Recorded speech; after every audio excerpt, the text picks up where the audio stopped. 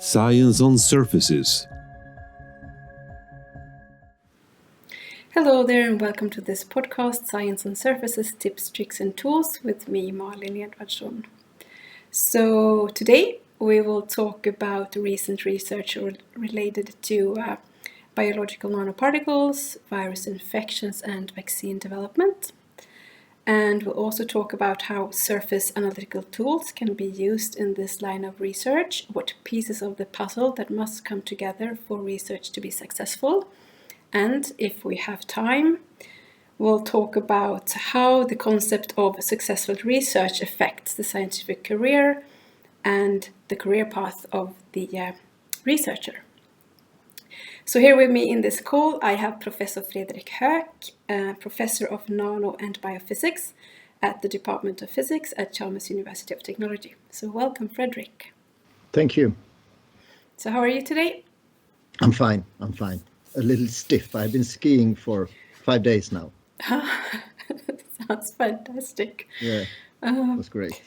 Yeah, so many things that we could talk about in this conversation. Let's see what we have time for. But let's just start with your research. What is it that you do in your research group, and what is it that you would like to achieve?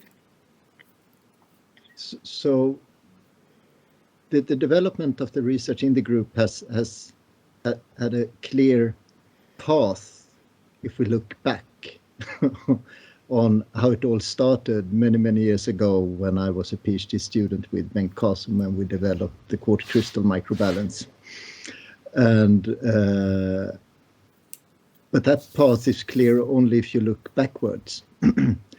If I try to put myself in 1996 or when it was we published the first paper on the QCM and try to look forward, I couldn't imagine then that we would end up doing what we do today, where the QCM technique is far from the only method that we use. But what our research group do to 90%, I would say, is the use of surface analytical tools for studies of biointerface processes. And the past couple of years we have been very focused on investigations of biological nanoparticles, ranging from viruses and how viruses interact with mimics of cell surfaces, extracellular vesicles,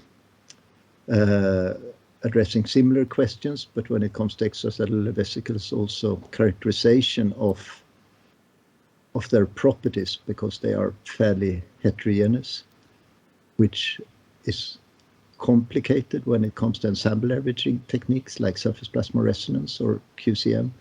So there we have also worked a lot with high resolution microscopy, both label-free and label-based, fluorescently label-based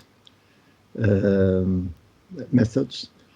And that knowledge has led up to a recent interest in lipid nanoparticles designed for drug delivery purposes. Not that we are working with vaccine development per se, but the lipid nanoparticle formulations we use share significant similarities with those vaccines that have or seem to have saved many of us through the pandemic that we might hopefully be close to leaving. Yeah. So that's a short summary. Yeah. And I know that not only do you have your own research group, but you're also the director of a research center, Formula X. And so how does that relate to the work that you do in your group? Is it overlapping or? Very much so. So I see myself formally a director, but practically a coordinator of activities in an industrial research center, which originates from a call from the Swedish Strategic Research Foundation, SSF, where they, and I like very much this initiative, they asked industries to approach academia with questions which they did not could work on or worked on directly in their research, but where they foresee a need of academic research. And the ambition was to have 4 to 5 or so industrial partners teaming up with academic groups with complementary knowledge to address one such research question. And in Formula X, we have AstraZeneca as the leading industrial partner, Camurus in Lund, Vironova in Stockholm, and we may come back to their specific competences, and then also a small startup from Chalmers. And the academic groups ranges from medical and biological competence to competence in organic synthesis, bioimaging, and nanoparticle analytics, biological nanoparticle analytics. And my group represent the last piece of that cake. So I have a small activity in the center, but it is much broader than my share, of course. And so you mentioned that in your group you're not working with vaccine development as such, but something related, I think you said. So what is it that you would like to achieve with the work that you do in your group? Long term, or yeah, it's a very difficult question. So it's always easier to answer such questions trying to be a little bit more specific. So I would like to exemplify, I think. These vaccines, the mRNA vaccines that have been launched successfully, are based on a type of lipid nanoparticle formulation which encapsulates the mRNA. But the truth is that the efficiency of the actual mRNA delivery all the way into the cell where the mRNA is converted into the protein, in the case of vaccine, the spike protein to trigger the immune response, is very, very inefficient. It's on the order of 1 to 2% of the mRNA injected. It's actually generating the protein that is intended for the immune system to identify, to develop antibody response and a T cell response. If we could increase that efficiency of delivery, and here I'm not sure how much we need to increase that, but let's say 10%, to 10% from a factor of 10 or something like that. We could reduce the dose. In the case of vaccines, that is less of a problem because the high dose also triggers an immune reaction, which is very helpful when it comes to vaccines. So the low efficiency isn't so much of a problem, and the RNA is also fulfilling the purpose of actually triggering the immune response. But if we would like to use this kind of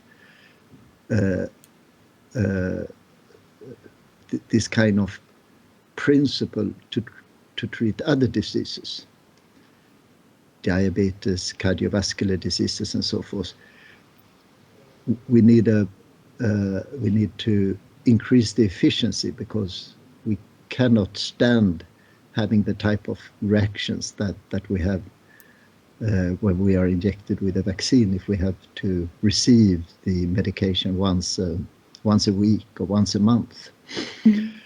And that is not an unrealistic goal, and there is a lot of efforts into that. So, and the critical, or one of, or let's say there are two critical components when it comes to the uptake of lipid nanoparticles into the cells, so three maybe.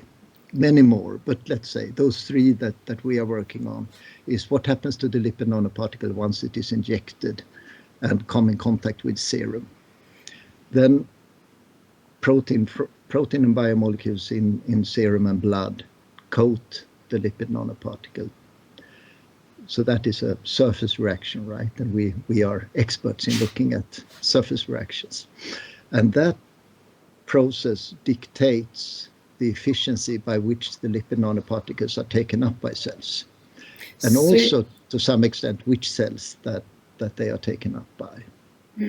So is it some sort of corona that is forming? A protein corona. Okay. And the composition of that protein corona, this is not as it was when we did our QCM measurements together, Malin, that we used only one protein and inspected the rate of binding and release. It's thousands of different proteins. And that means that each lipid nanoparticle will have a protein coronation with different composition. They share similarities, of course, but certain proteins that bind are crucial for the uptake because they are recognized by receptors at the cell surface.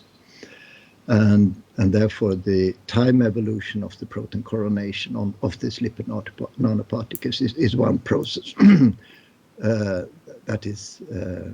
that we are looking into. The other is what structural changes the protein coronation cause to the lipid nanoparticle, and in particular the mRNA inside the lipid nanoparticles. Because the actual lipid structure is crucial for the next event, which occurs once the lipid nanoparticle has been taken up by a cell, which is made through endocytosis. And endocytosis, I try to understand that without being a biologist, as the cell's digestion system. Like when we eat food, we we digest a lot, take care of what is useful to us, and get rid of the rest. And each cells have the same principle, and this endosomal system fulfills that purpose. And what they primarily do is that they digest they digest what is taken up. There is an enzymatic machinery. There is a significant drop in the pH in the endosome. And that will, of course, harm the mRNA. Mm-hmm. And therefore, one need to formulate the lipid nanoparticles such that when they early on in the endosome, they undergo some kind of physicochemical change that leads to a fusion with the endosomal membrane. So this is not the outer cell membrane. The outer cell membrane is responsible for the uptake. Then the endosomal membrane and the interaction between the lipid nanoparticle and the endosomal membrane is responsible for the actual release of the mRNA. So is that a membrane in the cell? It's a membrane in an organelle in the cell called the endosome. So we have lots of organelles in cells, and they are all encapsulated by a membrane. And we know that process can be efficient because that's how a virus infects us, right? So we need to understand, get clues from how viruses are doing that in order to formulate this lipid nanoparticle such that occur. Now, the trick that is used is not directly, as far as I'm aware, inspired by how viruses are doing. I'm not aware of a virus that are using this trick, at least. Then, if I'm wrong, I guess one can just comment on what we discuss here and initiate the discussion. But the lipid nanoparticles, they contain what is called an ionizable lipids, and these ionizable lipids are not present naturally in viruses. They use other pH-induced triggers and protein-based systems instead for this delivery to occur. But as I mentioned, in the endosome, while the pH is near neutral outside a cell, and in the cytosol of a cell. In the endosome, the pH gradually drops from 7.4 all the way down to 4.5. And as the pH drops, you have got a lot of hydrogen ions, and they can protonate ionizable groups. So one critical component in the lipid nanoparticle is an ionizable lipid. And this ionizable lipid becomes positively charged as the pH drops, and the endosomal membrane is negatively charged. And that leads to an association between the lipid nanoparticle and the endosomal membrane, and even fusion between these membranes. And once fusion occurs, there is an escape of mRNA, or can be an escape of mRNA across the endosomal membrane. And there we have another process where surfaces are involved. It's the surface of the lipid nanoparticle and the surface on the endosomal membrane. So then with our surface analytical tools, we generate mimics of the endosomal membrane and investigate how pH influences the interaction between lipid nanoparticles and the endosome. And that's the third component, and the second component is what structural changes are involved in the lipid nanoparticle as protein binds and when the pH drops.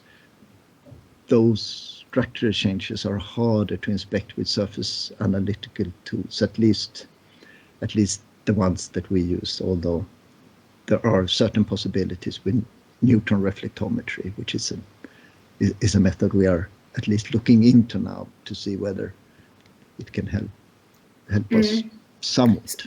So if you manage then to deliver the lipid nanoparticle into the cell with, and then if you have this ionizable lipid, that you called it, do you then protect the cargo, so to say, from being ruined? Is that?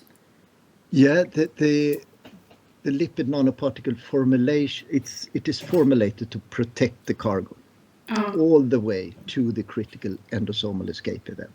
Yeah. So these lipid nanoparticles are made actually at low pH, where the ionizable lipid is positively charged. And then they associate in a microfluidic-based fabrication process with the mRNA, which is negatively charged. And then there are protective lipids, cholesterol and pegylated lipids, and some conventional natural lipids as well. And they spontaneously form these lipid nanoparticles where the cargo is protected, preferably all the way to the critical escape event. But this is a complex process, and as I said, the efficiency is not very high. The efficiency of viruses is also not 100%. Not each virus that interact with the cell is taken up. But it is likely to be higher than we have so far reached. And when I say we, it is really not we who developed these lipid nanoparticles. We certainly have learned how they are made through the collaborators that we have in Formula X. And much of this is common knowledge, but of course there is a lot of new knowledge that is generated that is not yet public, neither for us or for anyone else, because this is now a very, very hot topic where we try to contribute fundamental insights that potentially or hopefully could aid the further development of this this delivery concept. Yeah. And so, I mean, of course, it's like you mentioned, we're currently in this ongoing pandemic, and this is a very hot and relevant topic, irrespective of if we're in a pandemic or not. Diseases, of course, come and go. And, we started this work before the pandemic. So 4 or 5 years before, already then people were interested, or pharmaceutical companies were interested in this concept of mRNA delivery, of course. Yeah. And so, of course, I mean, success is, I mean, we're all interested in such research to be successful, and you've touched upon a few, key components for this sort of to work out. But I'm thinking, for this project and maybe research in general, what are the key components for research to be successful, whatever we mean with successful? But I'm thinking, like you mentioned, you need some tools, for example, you need funding, people. So what are your thoughts on like the key components of successful, or for research to be successful?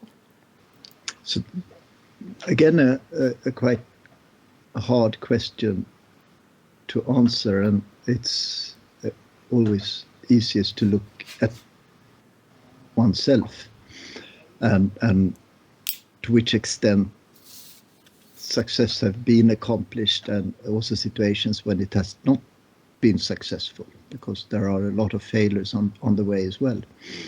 But to me, and then again, I think this is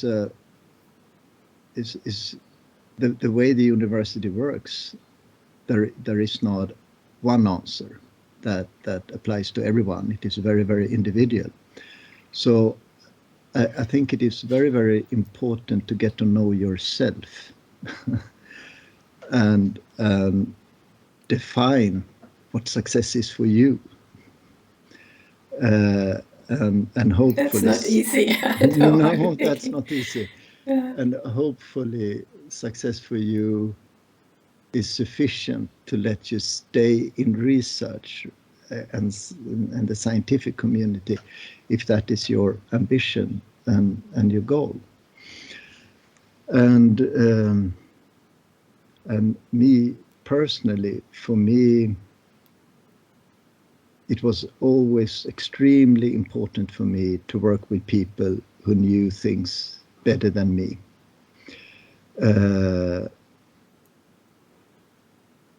And being guided by those persons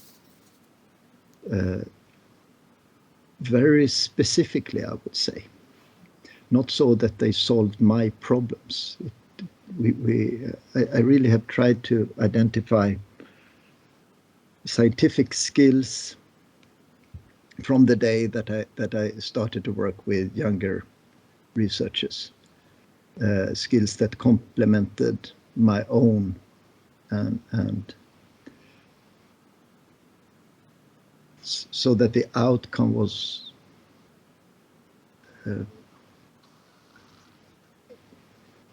at least the ambition was that this was a feeling of a joint achievement. Mm.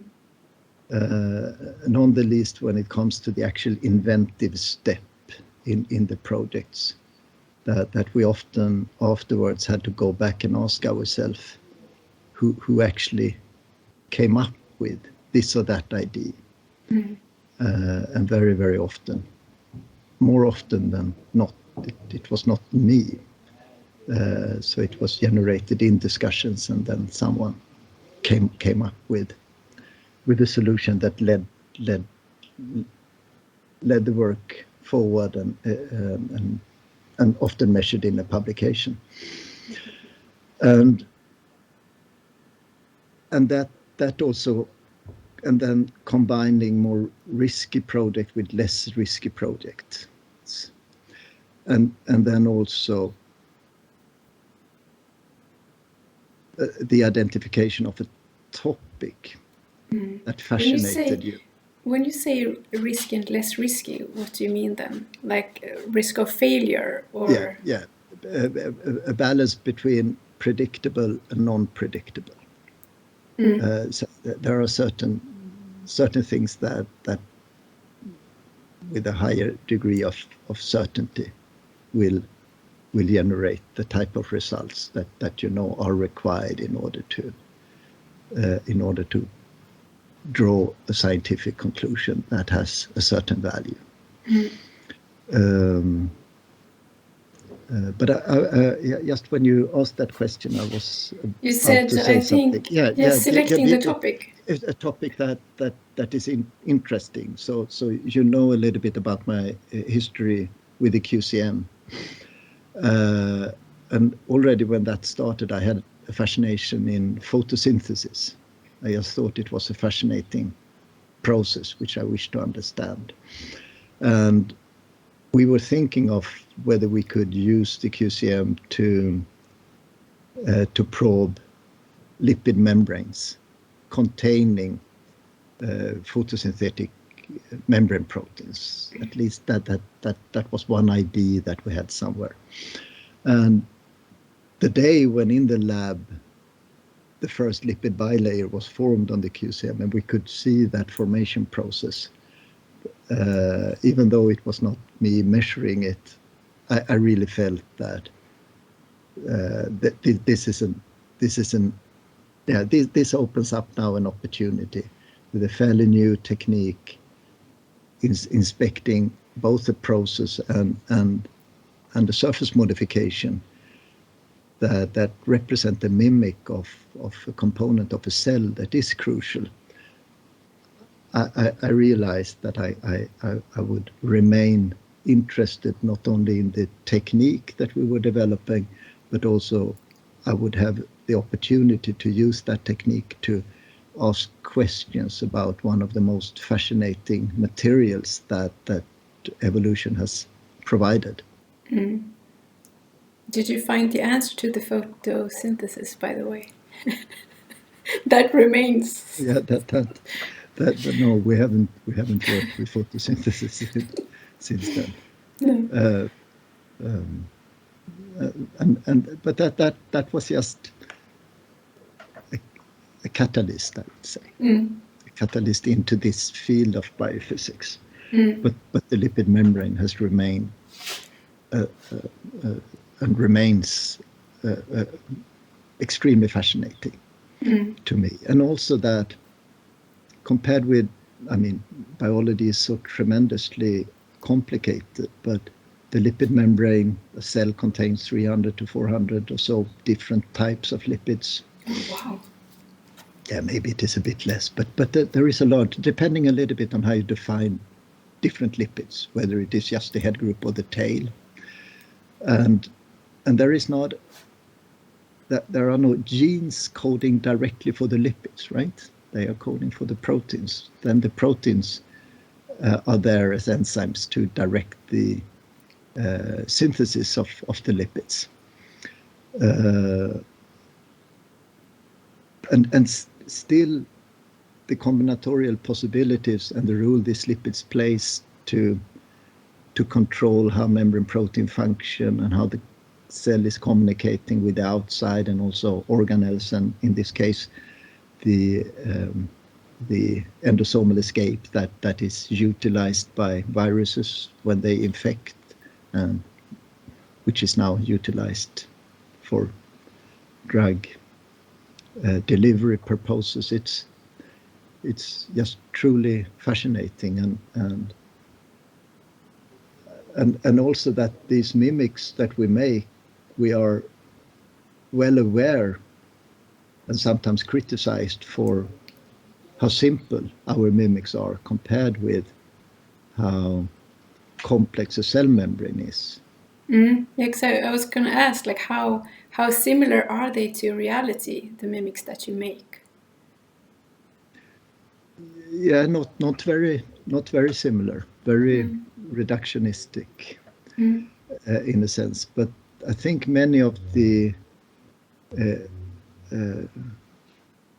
physical principles, like domain formation and diffusion event and so forth, are still fairly representative. And I think a major limitation, and we have a conference, a biannual conference, which is called Tethered Membranes, which was initiated by Wolfgang Knoll maybe 20, maybe even 30 years ago, where the ambition is to share research progress on supported membrane, on the use of supported membrane for various applications. But it is called tethered membranes because we have always felt that one of the major limitations with the supported membrane formed on glass, which is one of the few materials that they form on, which I also find fascinating since silicon dioxide is so common in nature, and somehow the first cell emerged. And could there be a connection there? But silicon dioxide is a solid surface, right? And the cell, neither the organelles nor the outer cell membrane is on a solid surface. So there has been significant effort devoted to finding means to separate the distance between the solid surface and the membrane. And I think once tricks in that direction, and there are more and more such solutions today, that combined with a positive, because that hinders the mobility of lipids, domain formation, and so forth, which is one obstacle when it comes to translating our observations to the real world. But once those principles starts to be more and more established, we will also be able to increase the complexity. And a popular route today is to do hybrid membranes. Mm-hmm. You take a cell membrane and mix that with a fraction of those artificial or not artificial, but synthetic lipids that promotes bilayer formation on planar surfaces. And then at least the complexity has been achieved that mimics the complexity of a cell membrane. And that direction looks promising. But what is not sustained yet is to preserve the, what is it called? Preserve the difference in the here you know, the inner leaflet and the outer leaflet, the asymmetry. Yes. The asymmetry of the membrane, because that doesn't survive that process.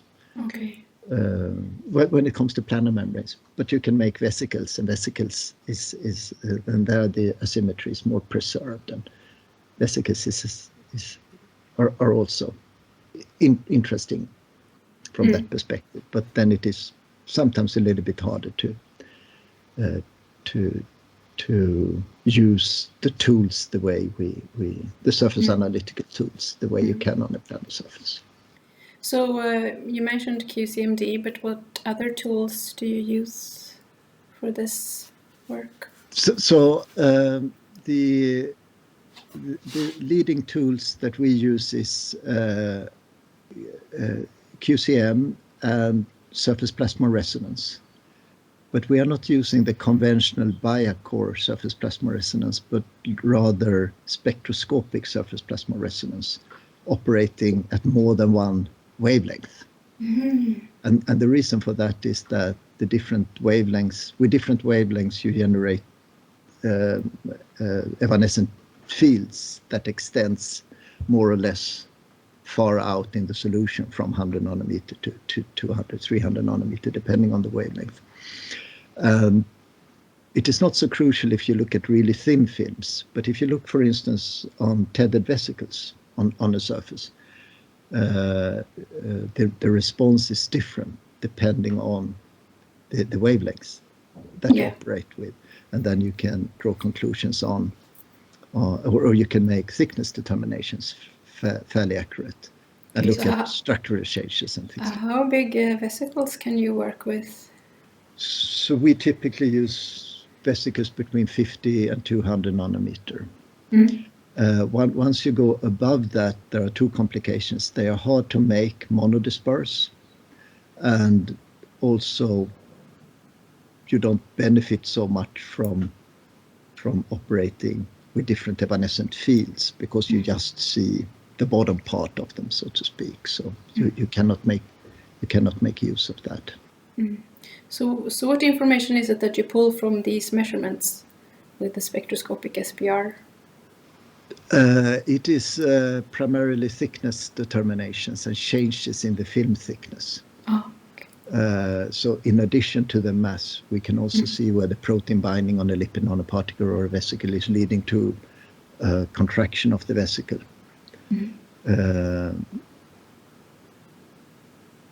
And the reason for that interest is, of course, that signals structural changes. And if there is something QCM is good at, it is to see that there is a structural change.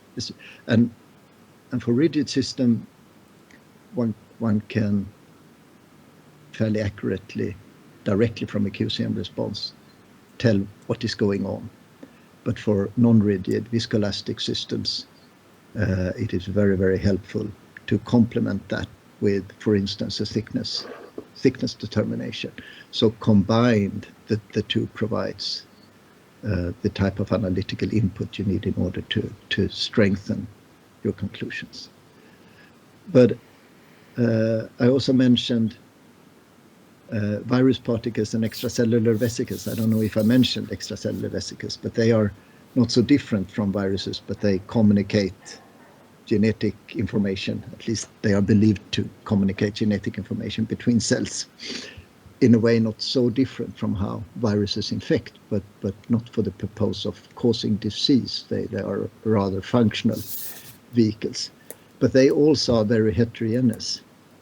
And one drawback both with SBR and QCM is that they are ensemble averaging methods. So that there is there is an emerging realization of the importance of single nanoparticle resolution techniques. So we are working also with surface-based microscopy, either total internal reflection microscopy or light scattering based microscopy, waveguide based scattering microscopy. And then there is another very interesting technique that we don't yet have in the lab, but is interferometric scattering microscopy, iSCAT, with tremendous sensitivity, where one can look at individual nanoparticles. And that is the third technique that we use, where one can also sometimes deduce structural changes and relate that to what we see with SBR and what we see with QCM. So I would say those are our key workhorses. These extracellular vesicles, where do they fit? Or is that in a completely different project? No, they are also included in for instance, Formula X that I mentioned. Because the dream delivery vehicle would be if I could take if you need to be cured for I hope never that will be needed, but there is a high risk that we will have to be cured for something the older we get, right? So if I could take your extracellular vesicles, a subset of your extracellular vesicles, and load them with the, for instance, RNA or whatever that you are in need of, we can take cells from you, perhaps generate extracellular vesicles from them while loading them, and then the response from your body will be very mild, right? Because you are just receiving what has been added to your own extracellular vesicles. And the purpose of some of them is really to reach certain organs and certain cells in your body. So and that is a huge research field today, with many companies investing tremendous amount of money in figuring out how to make this possible. Not necessarily going all the way to making use of our own extracellular vesicles. The concept in itself, long before we have that opportunity, holds promise as an alternative to these artificial lipid nanoparticles that are that are today. But how are they different, an extracellular vesicle, if not made from the individual's sort of lipids, so to say? How is that different from a lipid nanoparticle? I'm thinking that they are very similar. Yeah, but the lipid nanoparticle has a complexity which is similar to how complex we can make a lipid bilayer when we form it on a planar glass surface. We can add maybe 4 components, and that is what the lipid nanoparticle contains, four different lipids. Okay. An extracellular vesicle has the complexity of the cell membrane. Yeah. Okay. Because it emerges from this. They are generated by the cell, so they are far more complex, and therefore they're potentially could be much more efficient in doing what they are proposed to do.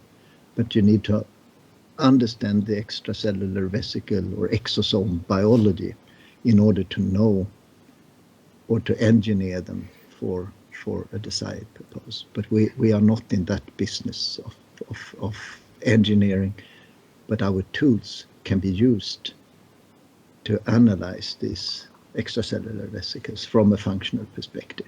For instance, if they are engineered with a ligand to reach a certain cell type, let's say we put a small antibody on the surface of an extracellular vesicles, and the purpose of that antibody is to identify a tumor cell, for instance. We can, with our surface analytical tools, tell whether that ligand is present, how many ligands there are per extracellular vesicles, and which fraction of the extracellular vesicles were successfully engineered with. At least theoretically. It is not so easy in practice always, because these are tough experiments. But so it's more of a research proposal where we or ongoing research where our intention is to answer these questions, because theoretically, with the resolution that we have today and the combination of our surface analytical tools, these are questions that are not unfeasible. They are feasible, but it is hard work, of course. So what else would be needed for this to be successful? I mean, can you ever tell that it was successful? Perhaps you just move from result to result, or will you ever reach sort of a goal? And what would be required to reach the goal? Hard questions. Yeah. This is another very, very hard question. So we reached a goal about a year ago, and that popped up towards the end of my PhD when Mikael Rodal, Ben Cosimo, and I were discussing the fact that the QCM is probing water. And we have those lines in our papers that we believe that the difference between the QCM response and the SPR response is due to the coupled water. And we combined the two and thought that we proved that it was coupled water. But every time there was water coupled, the dissipation was high. I mean, these are now very specific, but some of the listeners might have a QCM. Yeah, most surely, yes. Yeah, and it could happen that I woke up in the night after a dream when someone had declared that it was not coupled water. and of course you don't know for sure until it is verified. And so that has been a question that has followed me for 30 years or something like that.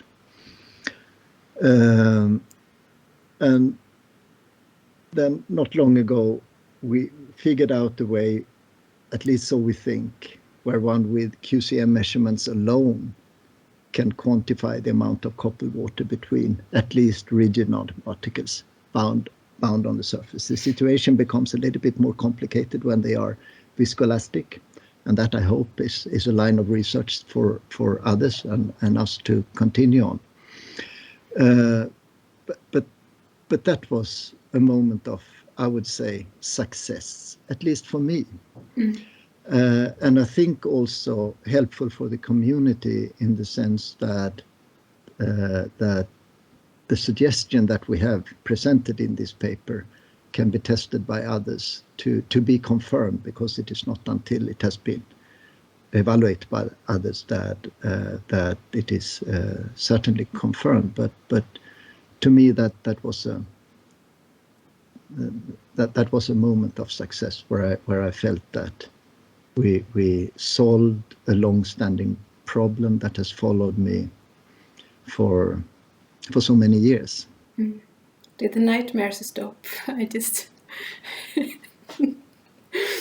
yeah, maybe. At least that type of nightmare. But then come a paper where someone is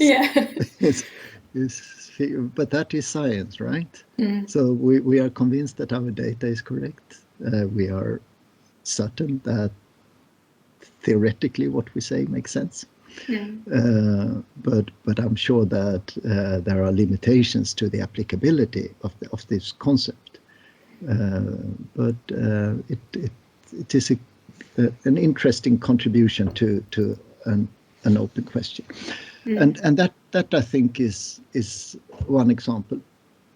But it also exemplifies how solving one piece of this puzzle generates an approach which perhaps may make it possible to answer another question, which is also a feeling or an intuition I have, and that is that the damping induced when a nanoparticle binds to a surface relates to the number of contact points.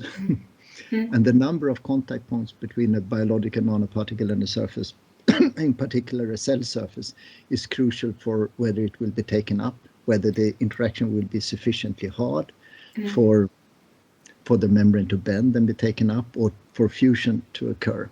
And perhaps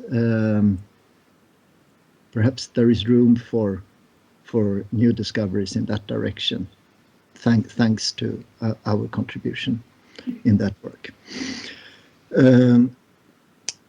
Other type of success, to me, success is, I feel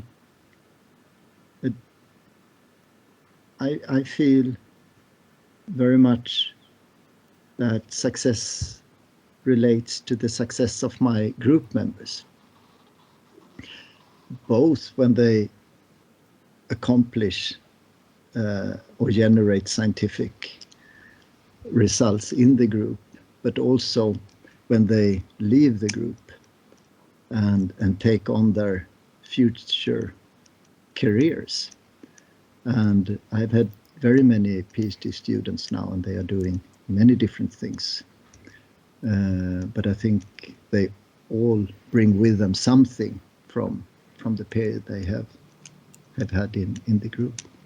And I think that is how I would like the day when I retire to view whether this career was successful or not in terms of number of papers or number of citations, but rather how the training and environment that we had led to a continuation of science outside my group. And then automatically, of course, another success for me personally was the day when I got my first permanent position at the university, because I remember that day very well, because I realized that I will most likely for the rest of my life be able to work with something I like very much. Sounds like a fantastic feeling. Yeah, it was. Now this life is not only fantastic, but that comes with all types of occupations. So it's just as it is, right? But I think one reason for why being so happy was was that I would have the chance to work with younger scientists and try helping to train them. And I also, you asked something earlier regarding career or something like that. Yeah. No choices. No, or maybe it was in the notes that we shared before this discussion. So the reason for me for choosing a scientific path, given all the uncertainties it has, because you never know whether you will sufficiently early on in your career, I would say, gain the impact needed to foster an academic career. But I wasn't so worried because I knew that I enjoyed teaching. And teaching is an important duty we have at the university, and to me that has always been central.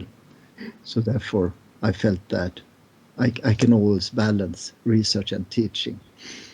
And in that way I most likely will enjoy this occupation. And so I do very much. I mean, I have so many questions. I think we need to start to wrap up. But I was curious to know what's next for you and your research group. I mean, what you're working on or what you're striving for in the sort of near future. Do you have any particular goals or anything like that, or any challenges that you're trying to solve now?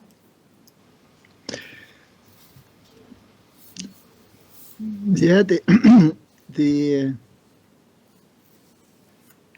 most recently we have developed a scattering-based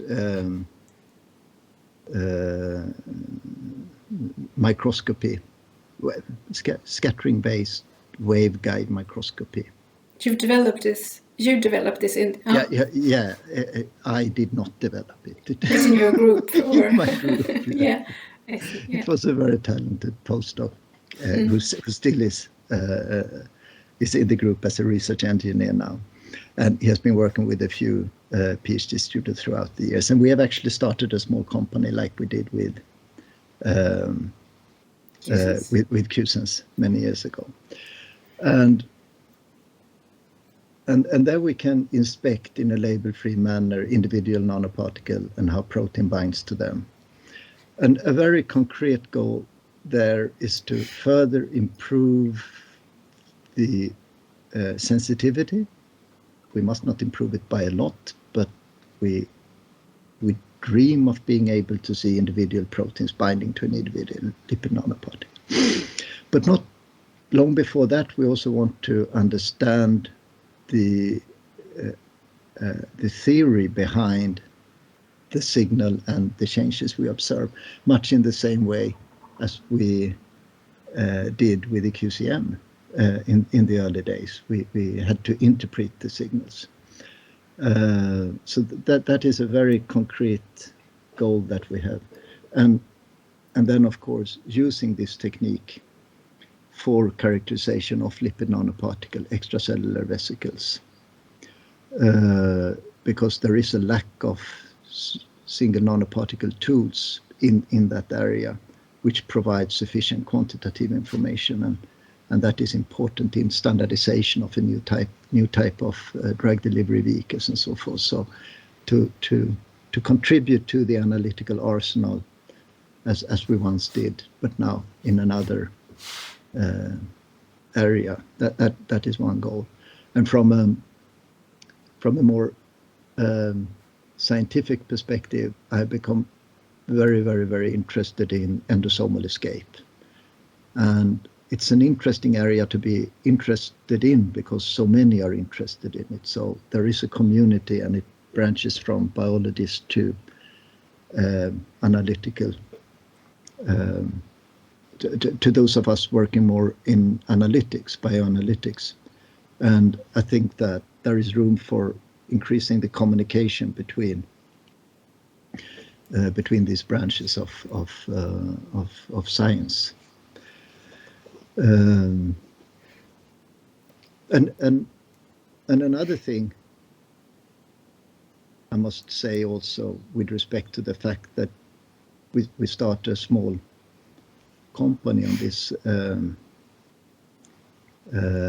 on this is that for me and success, my scientific success goes hand in hand with the success of QSense and BioLean Scientific, in the sense that would Bengt not have been so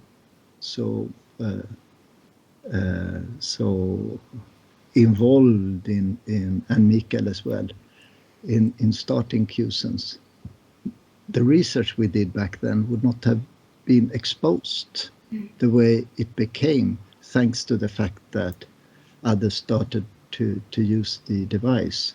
And I think that is something we who work with method development need to be aware of, that in order for our techniques to become spread and our scientific discoveries known, we also need to make those methods available to the scientific community. Because these companies are not started to generate a private income. That is not the prime driving force. It is rather a consequence of how the Swedish system, when it comes to startups from universities, is arranged.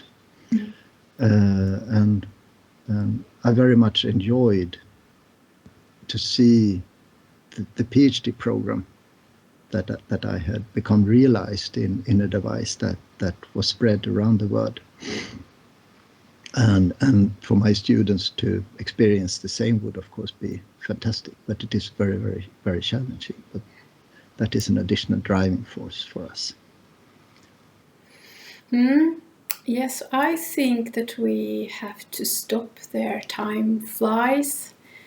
So many interesting topics that we touched on, and I feel like there is so much more that we could talk about relating to life and science, being strategic in terms of your career path, creativity, and so on and so on. So maybe at some point we could continue the discussion in another episode. But yeah, fantastic. So to all our listeners, I would like to say thank you for listening to this episode with me, Malin Edvardsson, and Fredrik Höök from Chalmers University of Technology. And I also would like to take the opportunity to mention to those of you who are listening or watching that if you're interested in surface science or related topics, you should check out our blog, the Surface Science blog. Thank you.